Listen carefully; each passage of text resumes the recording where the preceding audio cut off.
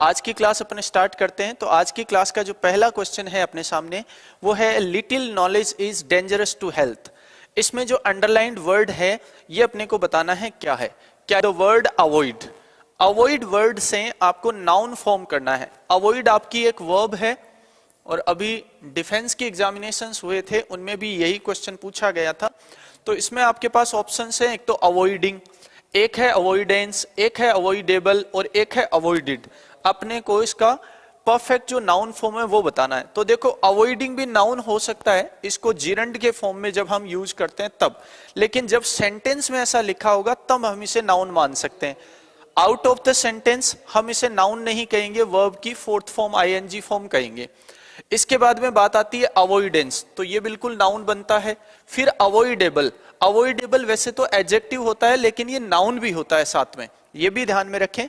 तो इसका प्लूरल बन जाता है अवॉइडेबल्स, ठीक है। लेकिन अपने को यदि परफेक्ट फॉर्म बतानी है नाउन की तो ये भी नहीं बता सकते। अवॉइडेड भी वर्ब की सेकंड फॉर्म है, तो आपका आंसर आ गया कौन सा, अवॉइडेंस। देखो आप चेक करेंगे तो ये भी नाउन मिलेगा, ये भी नाउन के फॉर्म में मिलेगा, लेकिन जो परफेक्ट फॉर्म है अवॉइड के लिए वो कौन सी है, आपकी अवॉइडेंस है। चलिए, जिनका ये वाला आंसर है बिल्कुल ठीक है उनका आंसर। आगे बढ़ते हैं। अगला प्रश्न है आपका, the number of people we need to hire. The number of people we need to hire. अब अपने को यहां पे वर्ब फिल करनी है। तो देखो आपके पास कौन कौन से ऑप्शंस हैं, इज है, आर है, वॉज है और वर है। यदि आप इस सेंटेंस को ध्यान से पढ़ते हैं तो यहां पे आपको देखो वर्ब की कौन सी फॉर्म दे रखी है, फर्स्ट फॉर्म दे रखी है। और फर्स्ट फॉर्म का मतलब है ये सेंटेंस जो है वो कौन से टेंस में चल रहा है, प्रेजेंट टेंस में चल रहा है। तो पास्ट की तो दोनों ही वर्ब्स आपकी हैं वो रिमूव हो गई। अब आपके पास ऑप्शंस बचे इज और आर, ठीक है। तो आप सभी ने पढ़ा है कि जब सेंटेंस का सब्जेक्ट द नंबर ऑफ हो तो आप उसके साथ कैसी वर्ब यूज करेंगे, है ना। ये द नंबर ऑफ के साथ ही एड है वी नीड टू हायर। इसका मतलब आप पूरे को एक तरह से सब्जेक्ट मान लीजिए। तो यहां पे मेन सब्जेक्ट जो वो कौन है, द नंबर ऑफ पीपल। और पीपल को क्वालिफाई करने के लिए ये लिखा गया वी नीड टू हायर।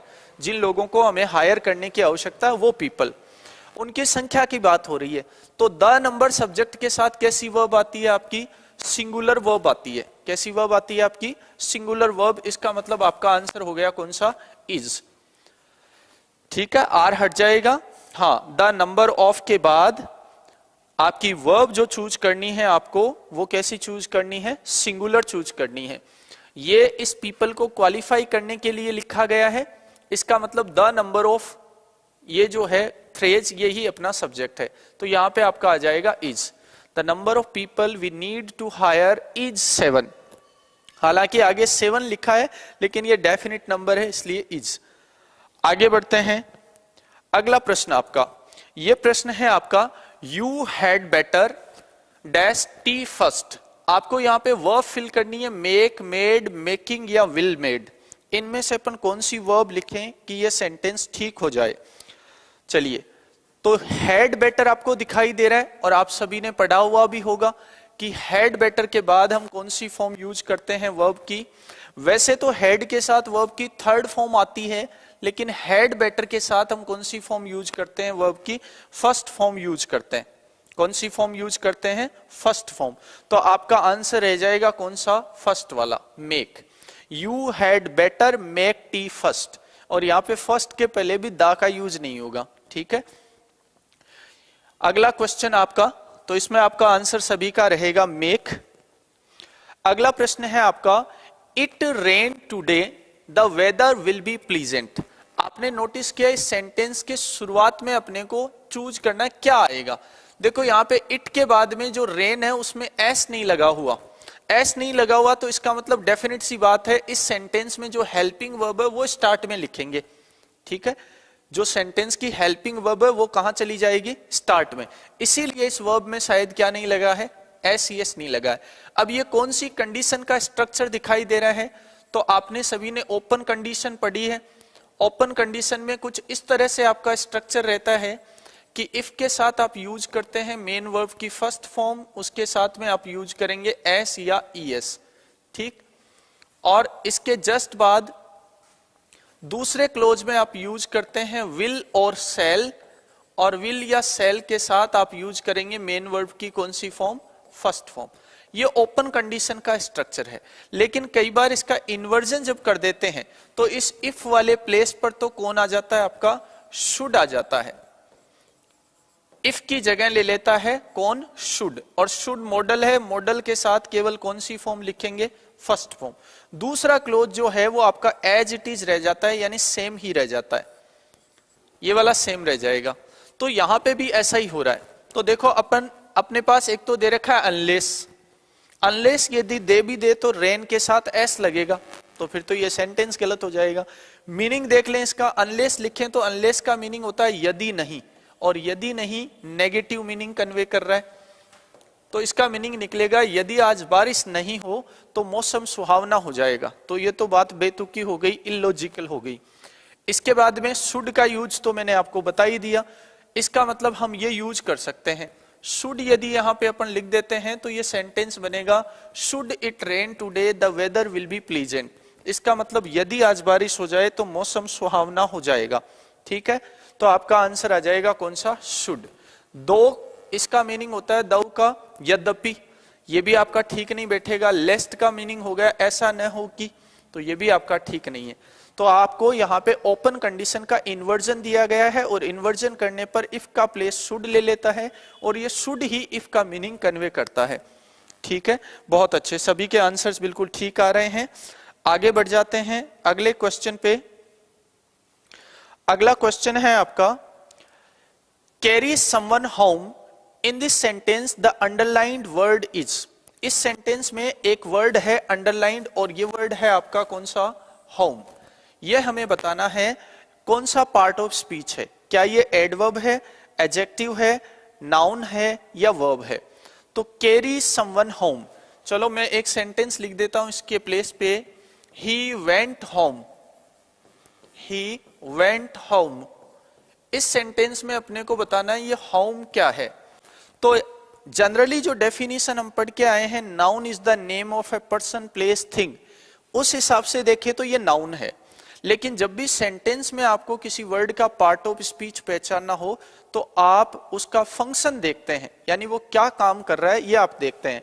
तो देखो इसमें ही वेंट, वेंट का कोई ऑब्जेक्ट नहीं होता क्योंकि ये इंट्रांजिटिव वर्ब है। तो अब अपने को चेक कैसे करना है, यदि ये वोट का रिप्लाई दे रहा है, यदि वोट का आंसर कर रहा है होम वर्ड, तब तो ये ऑब्जेक्ट है, और ऑब्जेक्ट आपके होते हैं हमेशा नाउन। लेकिन हमें दिख रहा है कि ये वॉट का रिप्लाई तो नहीं कर रहा, ही वेंट वॉट, वह क्या गया, ऐसा तो प्रश्न ही ठीक नहीं है। यदि हम यहाँ पे होम के रिप्लाई की बात करें तो होम का रिप्लाई जो देगा वर्ड वो भी आपका ऑब्जेक्ट हो जाएगा, नाउन बन जाएगा। वो भी यदि आंसर नहीं है तो हम चेक कर लें वेयर का रिप्लाई दे रहा है क्या। यदि वेयर का रिप्लाई दे रहा है या फिर वहन का रिप्लाई कोई वर्ड दे रहा है तो वो आपका होता है एडवर्ब। वहन का और वेयर का रिप्लाई कौन देता है आपको, एडवर्ब देता है। तो ये बिल्कुल ठीक है, ही वेंट वेयर, अपने को आंसर मिलता है होम। इसका मतलब इस सेंटेंस में आपका ये जो होम वर्ड है ये नाउन नहीं बल्कि क्या है, एडवर्ब है। तो यहाँ पे देखो कैरी समवन, यहाँ पे भी आपका प्रश्न बनता है किससे, वेयर से। ये जो होम वर्ड है ये सभी काम कर लेता है, ये नाउन भी होता है, कुछ कॉन्टेक्स्ट में ये नाउन का काम कर लेता है, कुछ कॉन्टेक्स्ट में ये वर्ब का काम भी कर लेता है, कुछ कॉन्टेक्स्ट में ये एडवर्ब का काम भी कर लेता है। तो यहां पे ये वर्ब भी नहीं है, ये नाउन भी नहीं है, यहां पे इस पोजीशन पे ये वेयर का रिप्लाई कर रहा है तो एडवर्ब है। तो आपका आंसर आ गया फर्स्ट वाला एडवर्ब। ठीक है, जिन्होंने भी ये वाला आंसर कमेंट किया है उनका बिल्कुल ठीक है। सर फर्स्ट क्लास फोनेटिक की लाओ, स्वीटी शेखावत। चलिए लाते हैं, फोनेटिक्स की भी एक दिन क्लास रखेंगे आपकी। तो ये वाली बात समझ में आ गई, होम वर्ड वर्ब भी है, नाउन भी है, एडवर्ब भी है, किस कॉन्टेक्स्ट में कहां पे यूज हो रहा है ये अपने को देखना है। चलिए आगे बढ़ते हैं। तो इसमें आपका होम जो वर्ड है वो एडवर्ब है। अगला प्रश्न है, the constitution states that there dash be elections every 5 years। इसका मतलब हमारा संविधान ये बात कहता है कि हर 5 साल में क्या होंगे, इलेक्शंस होंगे। अब अपने को यहाँ पे मॉडल चूज करना है, कौन सा मॉडल ठीक रहेगा। तो यूज्ड टू तो आप जानते हैं पास्ट की हैबिट्स को बताने के लिए यूज होता है ना। इसके बाद में वुड की बात करें तो ये भी पास्ट हैबिट्स को बताने के लिए यूज होता है। इसके बाद में बात करें विल की, तो विल का यूज आप करते हैं जनरली तो थर्ड पर्सन के साथ, लेकिन फर्स्ट पर्सन के साथ प्रॉमिस को, विलिंगनेस को, डिटर्मिनेशन को, इंटेंशन को, ऑब्स्टिनेट इंसिस्टेंस को एक्सप्रेस करने के लिए आप विल का यूज करते हैं फर्स्ट पर्सन के साथ। लेकिन ऐसा इसमें कुछ अपने को दे नहीं रखा, या न तो कोई इंटेंशन है न कोई डिटर्मिनेशन है। और सेल जो है इसका यूज करते हैं आप यही चीजें एक्सप्रेस करने के लिए, promise, determination, intention, willingness, obstinate insistence, ये एक्सप्रेस करने के लिए जो फर्स्ट पर्सन को छोड़ के सेकंड और थर्ड पर्सन प्रोनाउंस हैं उनके साथ सेल लगा सकते हैं, लेकिन ऐसा भी सेंटेंस में नहीं है। दूसरा, सेल का यूज जो लीगल फील्ड के या कमर्शियल फील्ड के या सेमी लीगल फील्ड के जो सेंटेंसेस होते हैं उनको बताने के लिए आप सेल का यूज करते हैं। लीगल, क्वेसी लीगल और सेमी लीगल और कमर्शियल फील्ड के सेंटेंसेस को बताने के लिए, उन सिचुएशंस को बताने के लिए। तो यहाँ पे देखो कॉन्स्टिट्यूशन कह रहा है ये बात कि 5 साल में इलेक्शन हो गए, तो ये कैसी बात हो गई आपकी, लीगल हो गई। और लीगल बात के लिए आप क्या यूज करेंगे, लीगल के लिए आप सेल यूज करेंगे। तो ये लीगल फील्ड का सेंटेंस होने के कारण आपका आंसर क्या आ जाएगा, सेल आ जाएगा। तो जितने भी लीगल फील्ड से संबंधित सेंटेंसेज आते हैं उनमें आप सेल मॉडल यूज करते हैं। हाँ, रूल्स और रेगुलेशंस की बात कर रहे हैं, वो लीगल फील्ड की बात हो गई, यानी कानूनी जो चीजें बनी हुई हैं उनके लिए आप यूज करते हैं सेल। आगे बढ़िए, अगला क्वेश्चन है आपका, यहां पे आपको क्वेश्चन टैग बताना है। आई एम वेरी स्टूपिड, जब भी किसी सेंटेंस के एंड में कोमा लगा के कोई क्वेश्चन बना दिया जाता है शॉर्ट में, तो उसे हम कहते हैं क्वेश्चन टैग। क्वेश्चन टैग में दो ही चीजें आती हैं आपकी, एक तो हेल्पिंग वर्ब, एक आपका सब्जेक्ट, ठीक है। अब क्वेश्चन टैग जो है वो सेंटेंस जो दे रखा होता है उसका हमेशा ऑपोजिट होता है। यदि सेंटेंस आपका एफर्मेटिव यानी पॉजिटिव सेंस देने वाला है तो उसका क्वेश्चन टैग है वो नेगेटिव इंटरोगेटिव होगा यानी नेगेटिव बनेगा। यदि सेंटेंस आपका नेगेटिव है तो क्वेश्चन टैग पॉजिटिव टाइप का इंटरोगेटिव बनेगा, ठीक है। तो जब भी आप नेगेटिव बनाते हैं तो हेल्पिंग वर्ब के साथ आप नोट ऐड करेंगे। हेल्पिंग वर्ब के साथ आप क्या ऐड करेंगे, नोट। और ये नोट आप एक साथ लिखेंगे। एक साथ लिखने को हम बोलते हैं कॉन्ट्रैक्टेड फॉर्म। क्या बोलते हैं, कॉन्ट्रैक्टेड फॉर्म। देखो जैसे हम डज नोट लिखते हैं तो डज नोट एक तो अलग अलग लिखेंगे हम, ठीक, लेकिन एक इसको एक साथ लिख दें ऐसे, डजंट, ये एपोस्ट्रोफी का यूज करके, तो ये आपकी कौन सी फॉर्म होती है, कॉन्ट्रैक्टेड फॉर्म। तो क्वेश्चन टैग में हमेशा कॉन्ट्रैक्टेड फॉर्म यूज होती है। इंग्लिश में दो तरह के शॉर्ट रूप चलते हैं, एक तो आपका कॉन्ट्रैक्टेड फॉर्म होता है और एक को बोलते हैं आप एब्रीविएशन। एब्रीविएशन का मतलब भी संक्षिप्त रूप होता है। एब्रीविएशन क्या होता है, जैसे आप लिखते हैं एमए, मास्टर ऑफ आर्ट्स, जब आप फुल स्टॉप का यूज करके किसी वर्ड का शॉर्ट बनाते हैं तो वो तो एब्रीविएशन हो गया। और जब आप इस एपोस्ट्रोफी का या रेज्ड कोमा का यूज करके कोई फॉर्म बनाते हैं तो वो आपकी कॉन्ट्रैक्टेड फॉर्म होती है। तो अब दो बातें आ गई, हेल्पिंग वर्ब और सब्जेक्ट से ही आपका क्वेश्चन बनेगा, सेंटेंस का ऑपोजिट बनेगा, और तीसरी बात कॉन्ट्रैक्टेड फॉर्म का आपको यूज करना है यदि आप नेगेटिव फॉर्म यूज कर रहे हैं तो अब देखो अपने पास एम आई तो नहीं हो सकता क्योंकि ये सेंटेंस आपका मीनिंग दे रहा है पॉजिटिव, तो आपका जो क्वेश्चन टैग है वो होगा नेगेटिव मीनिंग कन्वे करने वाला, तो ऑप्शन हट गया। फिर है एम एंड टाई, याद रखें एम नोट जो है उसकी कोई कॉन्ट्रैक्टेड फॉर्म होती नहीं, और होती है तो आरंट होती है। एम नोट जो है इसकी कॉन्ट्रैक्टेड फॉर्म क्या होती है, आरंट होती है, एमेंट नहीं होती। तो एमेंट भी आपका हट गया, तो फिर आपके पास कौन सा ऑप्शन बचा, ये वाला। एम नोट यहां पे लिखना चाहिए था नेगेटिव, तो यहां पे एम नोट को लिखेंगे तो इसकी कॉन्ट्रैक्टेड फॉर्म आरंट बन जाएगी। डू आई का कोई मतलब यहां पे है नहीं, तो आपका आंसर आ गया आरंट आई। बिल्कुल, जिन्होंने आरंट आई किया है कमेंट बिल्कुल ठीक है। अगला प्रश्न है आपका, a person who loves Mankind, ऐसा व्यक्ति जो मानव जाति से प्रेम करता है, यानी मानवता से प्रेम करता है, मानवता के परोपकार के लिए काम करता है। तो देखो एंथ्रोपोलॉजिस्ट, एंथ्रोपोलॉजिस्ट तो आपका होगा नहीं क्योंकि ये तो स्टडी करने वाला हो गया पर्सन। इसके बाद में मर्सिनरी, ये भी आपका आंसर नहीं होगा, है ना, इसका मतलब किराए भाड़े पर काम करने वाला। फिलेंथ्रोपिस्ट और मिसेंथ्रोपी, मिसेंथ्रोपी इस फिलेंथ्रोपिस्ट का उल्टा हो गया। तो जो मैनकाइंड से लव करने वाला है वो तो फिलेंथ्रोपिस्ट हो गया, और जो हेट करने वाला है वो आपका मिसेंथ्रोपी या मिसेंथ्रोपिस्ट हो गया। तो आपका आंसर आ गया फिलेंथ्रोपिस्ट। ठीक है, मानव प्रेमी इसको बोलते हैं आप, और उल्टा हो जाता है मानव द्वेषी, मानव से द्वेष करने वाला, मानव जाति से द्वेष करने वाला। अगला है one who lives among strangers और आउटसाइडर्स, एक ऐसा व्यक्ति जो बाहरी लोगों के बीच या अजनबियों के बीच रहता है, उसे आप क्या कहते हैं? तो देखो सबसे पहला वर्ड है रिक्लूज, इसका मतलब होता है सन्यासी, सन्यासी कह दो, एकांत में रहने वाला जो व्यक्ति है, वैरागी टाइप का, उसे हम बोलते हैं रिक्लूज। इसके बाद में आपका आ रहा है एलियन, एलियन का मीनिंग हो गया आपका विदेशी, जो दूसरी जगह का हो, दूसरे देश का हो, वो होता है एलियन।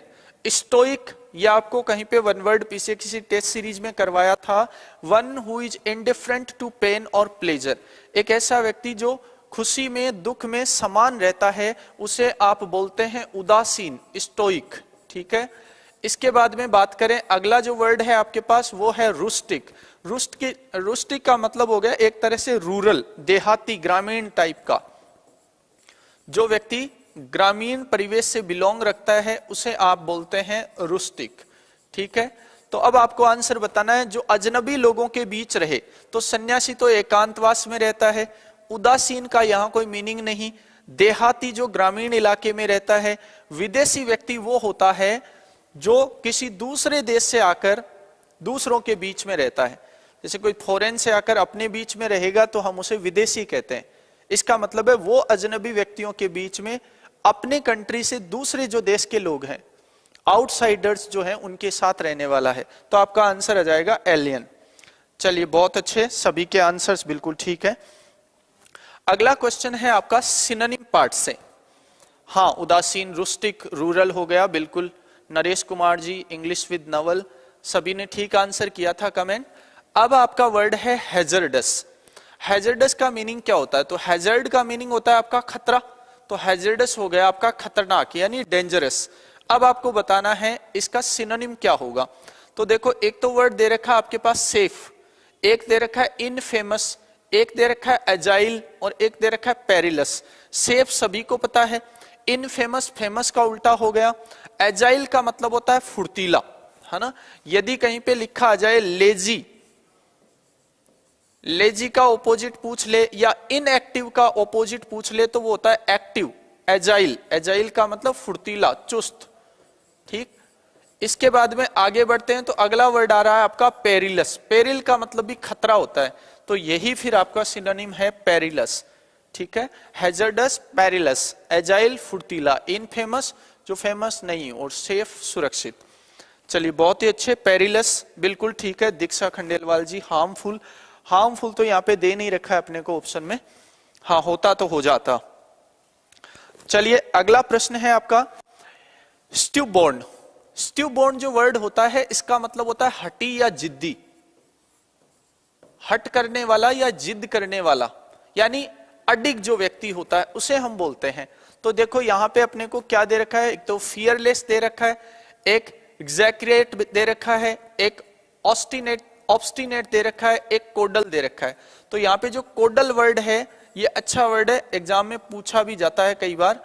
इसका मीनिंग होता है आपका लाड प्यार करना, लाड प्यार करना। इसको आप पेम्पर भी बोलते हैं, पेम्पर, कोडल, पोडल, ये तीनों वर्ड यूज करते हैं। पेम्पर सुना सुनाया वर्ड है और ये एग्जामिनेशन में पूछा भी जाता है। कई बार कोडल के प्लेस पे पोडल भी आ जाता है। ऑब्स्टिनेट का मतलब क्या होता है? जो हट करता है, जिद करता है, उसी को हम बोलते हैं ऑब्स्टिनेट। तो आपका आंसर हो गया ये वाला। ठीक है, फियरलेस होता है आपका इंट्रिपिड। चलिए सभी ने बिल्कुल ठीक आंसर कमेंट किया है।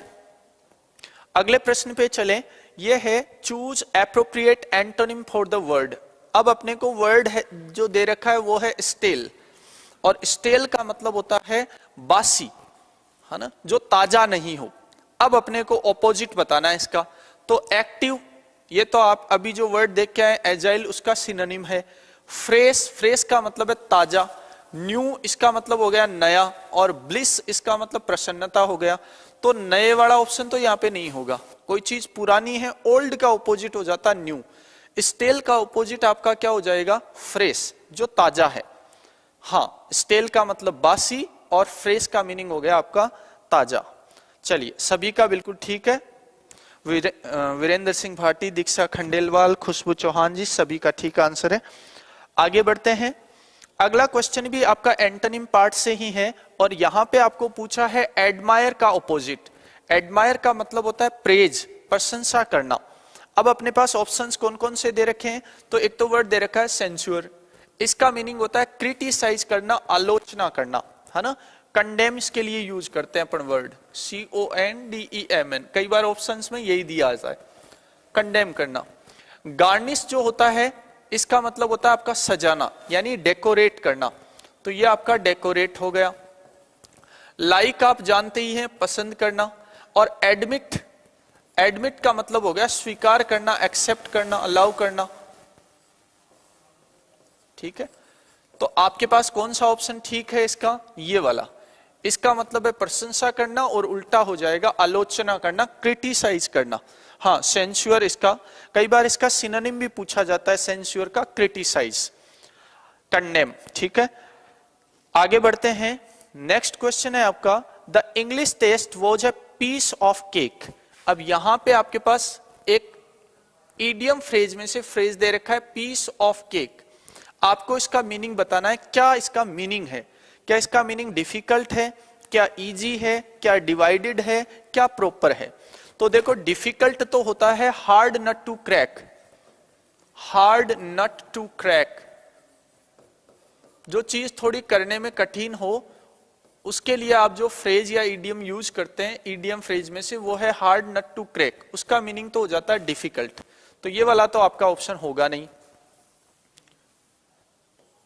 इसके बाद में इजी, यही इसका मीनिंग है। पीस ऑफ केक, केक का टुकड़ा होना मतलब बहुत इजी होना, तो यही इसका मीनिंग है। डिवाइडेड भी नहीं है, प्रॉपर भी आपका नहीं है। ठीक है, the English test was a piece of cake, it means English test was easy, तो ये इसका आंसर रह जाएगा आपका। चलिए आगे बढ़ते हैं। अगला क्वेश्चन, जो लोग जुड़े हुए हैं सेशन को एक बार शेयर कर दें। बेगर डिस्क्रिप्शन, इसका अपने को मीनिंग बताना है। बेगर डिस्क्रिप्शन का क्या मीनिंग है, तो देखो, एक तो दे रखा है कैन नॉट बी डिस्क्राइब्ड, कोई ऐसी चीज जिसको डिस्क्राइब किया ही नहीं जा सके। समथिंग डिस्क्राइब्ड बाय ए बेगर, या a poor account of something, या ए डिस्क्रिप्शन ऑफ ए बेगर। तो बेगर डिस्क्रिप्शन, इसका शाब्दिक अर्थ जो है, लिटरल मीनिंग तो हो गया भाई भिखारी वाला वर्णन, लेकिन इसका इडियमेटिक मीनिंग क्या होगा अपने को वो बताना है। तो ऐसी चीज जिसको डिस्क्राइब किया ही नहीं जा सके, डिस्क्राइब करना मुश्किल हो या इम्पॉसिबल हो, उसे हम बोलते हैं बेगर डिस्क्रिप्शन। तो बेगर डिस्क्रिप्शन का मतलब हो गया which can not be described, which is impossible to describe, तो वो आपका मीनिंग हो गया कैन नॉट बी डिस्क्राइब्ड। बिल्कुल, जिन्होंने फर्स्ट वाला आंसर इसका किया है कमेंट, वो बिल्कुल ठीक है सभी का। 17 में सी नहीं होगा, पुअर अकाउंट ऑफ समथिंग नहीं होगा। हाँ, हालांकि दोनों मिलते जुलते से हैं, कई जगह पे आपको ये डिक्शनरी में दिया हुआ मिलता है, लेकिन जिसका जो रियल मीनिंग है वो ये है, something which is impossible to describe या कैन नॉट बी डिस्क्राइब्ड, ये इसका आंसर रहेगा बेगर डिस्क्रिप्शन का। आगे बढ़ते हैं। अगला प्रश्न है आपका, द लास्ट बस हैज गॉन। ही, यहां पे अपने को मॉडल चूज करना है, कम नाउ। अगला ये कह रहा है, मॉडल का क्वेश्चन है, अंतिम गाड़ी जा चुकी, लास्ट बस चली गई, फिर भी वो कह रहा है कि अब वह आ सकता है। अपने किसी आगंतुक के बारे में वो बंदा कह रहा है कि वो आ सकता है। तो इसका मतलब यहां पे हम क्या एक्सप्रेस करना चाहते हैं, पॉसिबिलिटी एक्सप्रेस करना चाहते हैं। लेकिन अब पॉसिबिलिटी है कितनी, भाई वो आ तो सकता है, इस बात की पॉसिबिलिटी तो है, लेकिन कितनी पॉसिबिलिटी है। अगला कह रहा है अंतिम गाड़ी भी जा चुकी, तो इसका मतलब उसके आने की पॉसिबिलिटी कितनी रह गई, बहुत कम रह गई। ये तो आता है आपका मजबूत पॉसिबिलिटी के लिए, स्ट्रोंग के लिए, स्ट्रोंग तो यहां है ही नहीं। माइट आता है, इंग्लिश का वीक मॉडल कहलाता है माइक, सभी वीक चीजों को एक्सप्रेस करने का ठेका इसके पास है, तो माइट आपका आंसर रह जाएगा। ठीक है, माइट आपकी वीक पॉसिबिलिटी को, रिमोट पॉसिबिलिटी को एक्सप्रेस करता है। शुड जो है वो एक्सपेक्टेशन को एक्सप्रेस करता है, कैन जो है वो जनरल पॉसिबिलिटी को एक्सप्रेस करता है। तो अंतिम गाड़ी जा चुकी है, वह अब आ सकता है, उसके आने की पॉसिबिलिटी है, लेकिन कितनी, अंतिम गाड़ी चली गई तो बहुत कम। तो आपका आंसर यहां पे रहने वाला है माइट। जिन्होंने ये वाला बिल्कुल, हाँ बिल्कुल जी ठीक है, इंग्लिश विद नवल, दूरस्थ संभावना, बिल्कुल ठीक है, दूरस्थ संभावना, कमजोर संभावना भी बोल सकते हैं। अगला क्वेश्चन है आपके फोनेटिक्स से, diphthongs are dash in number, diphthongs संख्या में कितने हैं।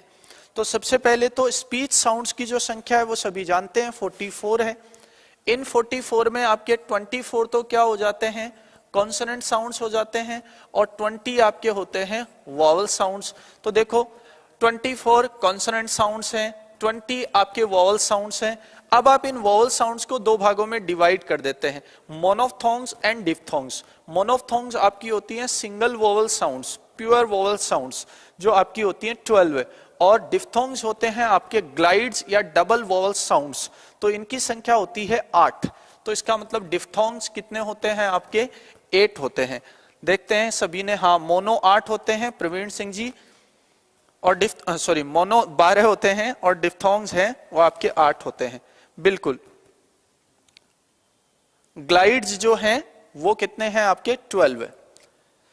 चलिए बढ़ते हैं अगले क्वेश्चन पे। अगला क्वेश्चन है आपका, a word which uses mockery and exaggeration to criticise absurdity और वीकनेस। अब ये डेफिनेशन दे रखी है इनमें से किसी एक की, एक तो दे रखा है मेलेप्रोपिज्म, एक दे रखा है कैल्सी, और एक दे रखा है सेटायर, और दे रखा है आपको पेस्टिस। अपने को बताना है इनमें से ये किसकी डेफिनेशन है। तो एक ऐसा वर्ड जो एग्जेगरेशन के लिए, यानी बातों को बढ़ा चढ़ा के बोलने के लिए यूज किया जाता है, टू क्रिटिसाइज, आलोचना करने के लिए, है ना, वीकनेस की, कमजोरी की आलोचना करने के लिए बढ़ा चढ़ा के जो, तो इसको अपन क्या बोलते हैं, व्यंग्य बोलते हैं, सेटायर बोलते हैं, है ना। हाँ, बढ़ा चढ़ाकर किसी की बुराई करे, किसी की वीकनेस के, उसके लिए जो वर्ड अपन यूज करते हैं पर्टिकुलर, वो कौन सा होता है आपका, सेटायर होता है। ठीक है, ये कैल्सी जो वर्ड है ये आर्ट के लिए आता है, पेस्टिक जो है इसका कोई यहां पे मीनिंग है नहीं अपने पास, तो सेटायर आपका आंसर रह जाएगा। अगला क्वेश्चन है, आपको बताना है लेटरल कॉन्सोनेंट कौन सा है जिसमें आपकी जीभ जो है वो ऊपर वाले तालु से बोलने पर टकराती है। तो देखो मैं, यानी मैं की साउंड, ल की साउंड, व की या फिर न की, कौन से में आपकी जीभ है वो ऊपर वाले, बिल्कुल सेटायर आंसर है इसका खुशबू चौहान जी। ऊपर जीभ अपनी टकराती है किसको बोलने पर, जीभ का जो ऊपर वाला हिस्सा है।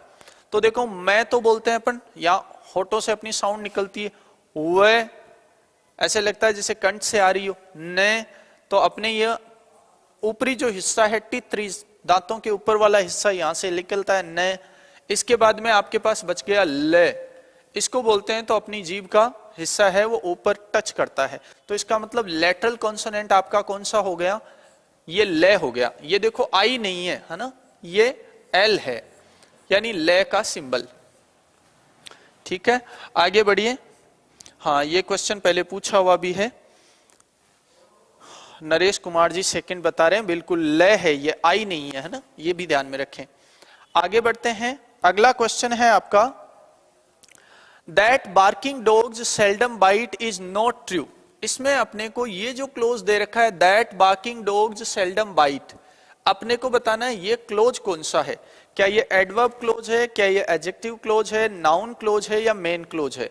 तो मेन क्लोज तो ये नहीं है, क्यों, क्योंकि इसका आधा हिस्सा इधर रह गया और यहां पर ये काम कर रहा है इस वर्ब के सब्जेक्ट के रूप में, तो इसका मतलब ये मेन क्लोज तो नहीं है आपका। तो फिर कौन सा क्लोज है यहां पे, देखो सब्जेक्ट बन रहा है, सब्जेक्ट अपने को पता है दो ही होते हैं, या तो नाउन होगा या प्रेनाउन होगा। प्रेनाउन ये क्लोज है नहीं, तो फिर आपके पास एक ही ऑप्शन बचता है, नाउन। बिल्कुल, जिन्होंने नाउन क्लोज किया है कमेंट बिल्कुल सही है उन सभी का। तो आपका आंसर यहाँ पे कौन सा रह जाएगा, नाउन क्लोज रह जाएगा, क्योंकि यहाँ पे ये इस वर्ब के सब्जेक्ट के रूप में काम कर रहा है और सब्जेक्ट आपका कौन होता है, नाउन होता है। चलिए आगे बढ़ जाते हैं। अगला क्वेश्चन है, he was dash his friends through internet. इसका मतलब है वह अपने फ्रेंड्स के साथ टच में था, किसके थ्रू, इंटरनेट के थ्रू। अब अपने को बताना है यहाँ पे कौन सी वर्ब कौन से प्रेपोजिशन के साथ हम फिल करें। एक तो दे रखा है of touch with, in touch with, into touch with, out of touch with. तो हम कहते हैं ना, हाँ, टच में रहना, इन टच। तो इसका मतलब ये बात तो तय हो गई कि इन टच से आपका पार्ट स्टार्ट होगा, तो इन टच इसमें दे रखा है और तो किसी ऑप्शन में है नहीं, तो फिर आपका यही वाला आंसर ठीक है। He was in touch with his friends through internet। इसका मतलब है वे इंटरनेट की वजह से अपने फ्रेंड्स से जुड़ा हुआ था, टच में था। ठीक है, इनटू टच होता नहीं है यहाँ पे, आउट ऑफ टच तो टच से बाहर हो गया, ऑफ टच विद, ऑफ का भी यूज टच के साथ अपन नहीं कर रहे, तो आंसर हो जाता है इन टच विद। बिल्कुल जी सही जवाब है सभी का। सचिन शर्मा, प्रवीण सिंह, पवन कुमार, ऋषिकेश जाट, जेके सबल। चलिए आगे बढ़ते हैं। नेक्स्ट क्वेश्चन है आपका, We all know that the earth is round। हम सभी जानते हैं कि धरती गोल है, पृथ्वी गोल है। इसमें यहाँ पे ये वाला जो क्लोज है पूरा ये यहाँ तक, ये पूरा का पूरा अंडरलाइन है। अपने को ये बताना है कि ये जो क्लोज यहाँ पे दे रखा है, ये पूरा क्लोज क्या काम कर रहा है सेंटेंस में। क्या ये इस दी गई वर्ब का ऑब्जेक्ट है, क्या ये इस दी गई वर्ब का सब्जेक्ट है, क्या ये इस दी गई वर्ब का कॉम्प्लीमेंट है, या फिर ये कोई एडवर्बियल है। तो ये यहाँ पे क्या काम कर रहा है। तो देखो अपने पास ये वाला सब्जेक्ट है, ठीक है, इसको क्वालिफाई करने के लिए ऑल लिखा है। ये नो जो है वो आपका क्या हो गई, वर्ब, और वर्ब के बाद जो कुछ आता है वो इस वर्ब का क्या होगा, ऑब्जेक्ट। क्योंकि नो जो है वो ट्रांजिटिव वर्ब है और ट्रांजिटिव वर्ब का ये आ गया आपका ऑब्जेक्ट। इसका मतलब यहाँ पे ये दी गई वर्ब का क्या है, ऑब्जेक्ट है।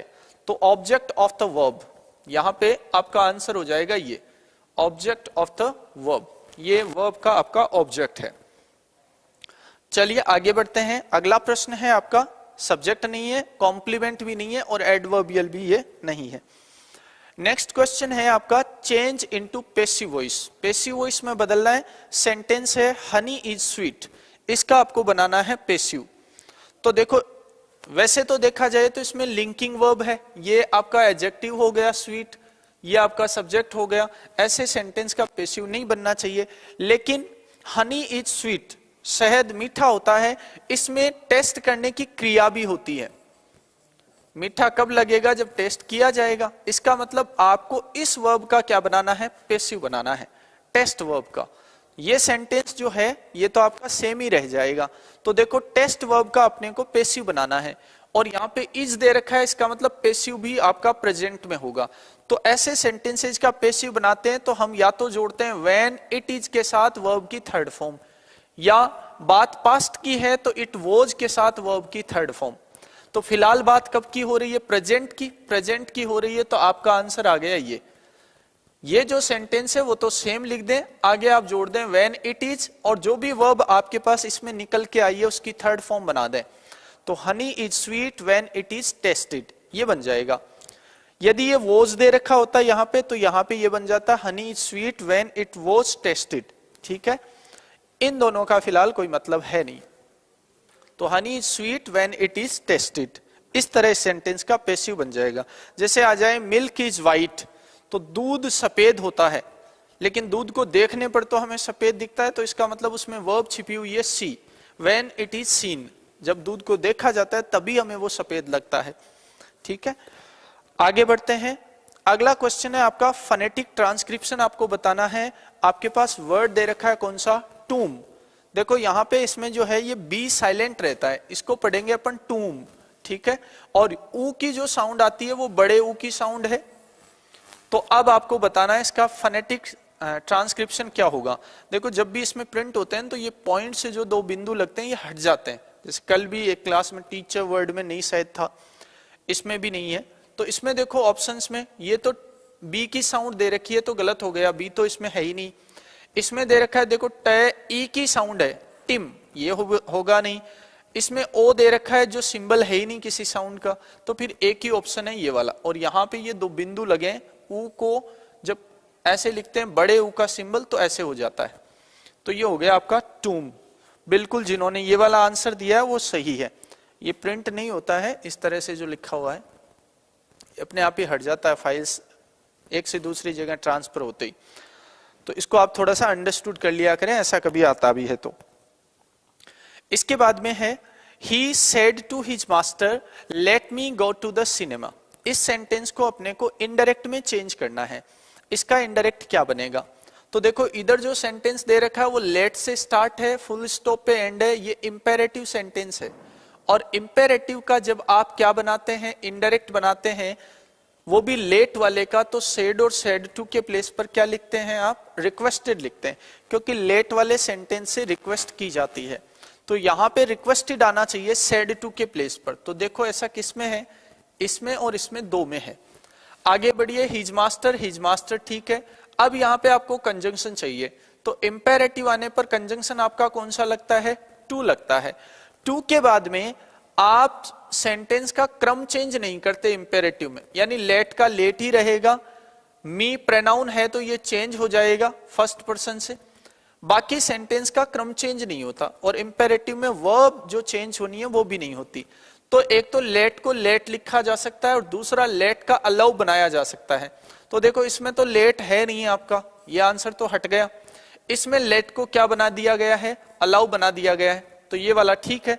आगे मी को चेंज करके हिम दे दिया। जब अलाउ लिखते हैं तो आगे वाली वर्ब के पहले आपको टू लगाना होता है, बाकी सेंटेंस बिल्कुल ठीक है। तो ये वाला होगा नहीं, क्योंकि इसमें कंजंक्शन भी गलत है ही नहीं, दे ही नहीं रखा। ये वाला भी नहीं होगा क्योंकि यहाँ पे सैड ही लिख रखा है। तो फिर आपके पास एक ही ऑप्शन ठीक है इनमें सबसे बेस्ट, वो कौन सा है? He requested his master to allow him to go to the cinema. Allow लिखते हैं तो आगे वाली वर्ब के पहले क्या लग जाएगा? टू लग जाएगा। चलिए सी आंसर सभी का ठीक है। नेक्स्ट क्वेश्चन है आपका हेल्प द पुअर। इसका भी आपको चेंज करना है वॉइस। पैसिव वॉइस क्या रहेगा? तो देखो हेल्प द पुअर जो है, इसमें हेल्प आपकी मेन वर्ब है और ये आ गया इसका ऑब्जेक्ट। इसका मतलब ये भी एक इंपेरेटिव सेंटेंस है जो मेन वर्ब के फर्स्ट फॉर्म से स्टार्ट हो रहा है। और जो फर्स्ट फॉर्म वाले इंपेरेटिव हैं उनके दो तरीके से हम पैसिव बनाते हैं। एक तरीका तो जो लेट वाला हम काम में लेते हैं, लेट के बाद में आपका ऑब्जेक्ट के बाद में बी के बाद में वर्ब की थर्ड फॉर्म और लास्ट में एटसेट्रा, ठीक है। तो एक तो ये तरीका आप यूज करते हैं।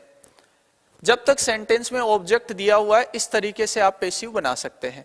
यदि सेंटेंस में मोरालिटी का भाव हो, नैतिकता का भाव हो, तो फिर आप एक और पैसिव बना सकते हैं और वो पैसिव हो जाता है इस तरह से। ऑब्जेक्ट के बाद में आप लिखते हैं शुड बी के बाद में आपको चाहिए होती है वर्ब की कौन सी फॉर्म? Third form. इस तरीके से भी आप क्या बनाते हैं?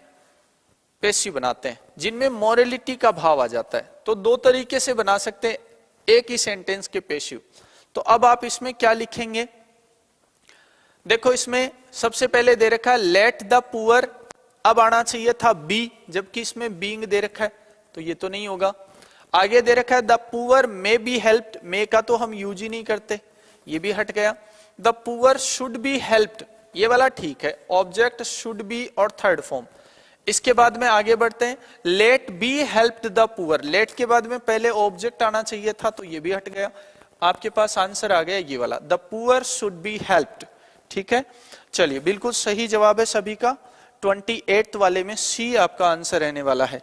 चलिए हरिओम शर्मा जी, डी 23rd में कौन सा रह गया? 23rd में डी वाला तो नहीं होगा आपका, बी आंसर जो है सेकंड वाला वो करेक्ट हो जाएगा। In touch with.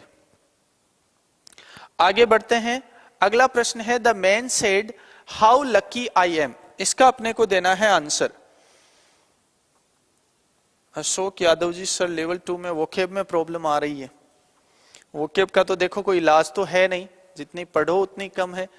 तरीके नए नए आप बना सकते हैं, खुद के भी डेवलप कर सकते हैं। इसमें देखो आपका ये सेंटेंस है, ये कैसा है, एक्सक्लेमेटरी है।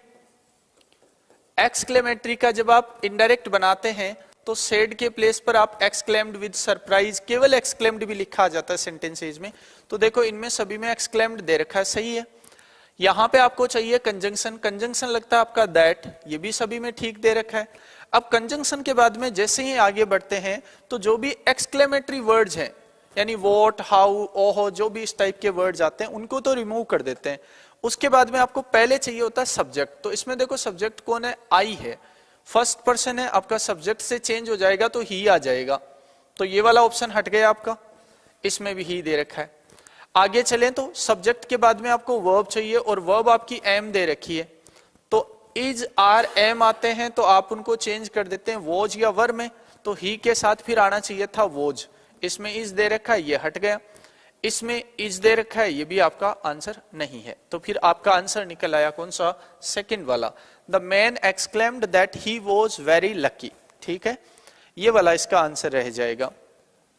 यहां पे जो भी हाउ के साथ या वॉट के साथ जो भी वर्ड जुड़ता है उसमें आवश्यकता अनुसार आप वेरी, नाइस, ग्रेट इस टाइप के वर्ड जोड़ देते हैं, जो मीनिंग के बेसिस पे बिल्कुल ठीक रहेंगे। चलिए अगला प्रश्न है आपका, boy who topped the class was awarded. The boy who topped the class was awarded. इसमें अपने को ये वाला जो क्लोज है इसका यहाँ पे स्ट्रक्चर बताना है। इसमें क्या दे रखा है, देखो आरपी का मतलब है रिलेटिव प्रोनाउन। रिलेटिव प्रोनाउन एक तरह का कंजंक्शन ही होता है। तो अब इसमें देखें अपन, relative pronoun as the subject plus verb plus object, क्या ऐसे ही दे रखा है। तो देखो ये वाला क्लोज है और इसका सब्जेक्ट कौन है, इस वर्ब का हु है, तो रिलेटिव प्रोनाउन सब्जेक्ट ही है। सब्जेक्ट के बाद में आपकी वर्ब दे रखी है और वर्ब के बाद में टॉप किसको किया, तो आपका ऑब्जेक्ट दे रखा है। ठीक है, तो ये वाला तो ठीक बिल्कुल है। इसमें देखो क्या दे दिया, यहां पे कॉम्प्लीमेंट दे दिया, तो कॉम्प्लीमेंट ये है नहीं। इसमें relative pronoun as the object, object नहीं है, ये इस वर्ब का सब्जेक्ट ही है। तो इसका मतलब ये वाला भी ऑप्शन नहीं है आपका। तो फिर आंसर कौन सा आ गया, फर्स्ट वाला। रिलेटिव प्रोनाउन सब्जेक्ट का काम कर रहा है यहाँ पे, उसके बाद में उसकी वर्ब है, उसके बाद में उस वर्ब का ऑब्जेक्ट दे रखा है। बिल्कुल जिनका ए वाला है वो बिल्कुल ठीक है।